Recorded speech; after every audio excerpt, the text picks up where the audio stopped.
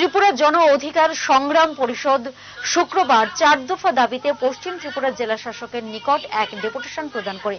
রানীর বাজার কৈতরা বাড়িতে সংখ্যালঘু মুসলিমদের জনবসতিতে সাম্প্রদায়িক দুষ্কৃতিকারীদের নৃশংস হামলা, লুটপাট, অগ্নিসংযোগের ঘটনার পর আজ প্রায় 4 মাস অতিক্রান্ত হতে চলেছে।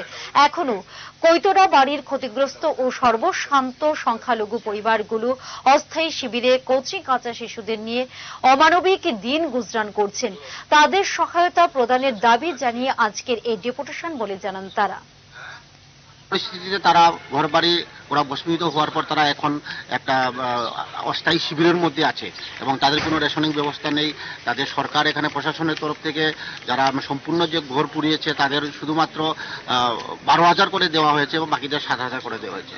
তো এই পরিস্থিতির মধ্যে সেখানে যে আধা সামরিক বাহিনী বা পুলিশ মোতায়েন ছিল সেটাও উঠিয়ে নেওয়া হয়েছে।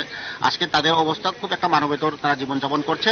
আমরা ত্রিপুরা গণসংগ্রাম জন অধিকার পরিষদের পক্ষ থেকে আমরা দাবি করছি, বিশেষ করে আমরা 4 দফার দাবি নিয়ে এসেছি যে সরকারের পক্ষ থেকে এইসব পরিবার যাদের ঘর বাড়ি পুড়িয়ে দেওয়া হয়েছে এবং সেখানে সরকারের তরফ থেকে যে ঘর বাড়ি বানিয়ে দেওয়া হোক এবং প্রত্যেক পরিবারকে 10 লক্ষ করে যাতে ক্ষতিপূরণ দেওয়া হোক এবং যতদিন পর্যন্ত তারা কোনো কিছু করতে পারেনি সরকার তাদেরকে ফ্রি রেশনিং ব্যবস্থা করা হোক এবং যারা শিশুরা যারা শিক্ষা স্কুলের স্টুডেন্ট যারা রয়েছেন তাদের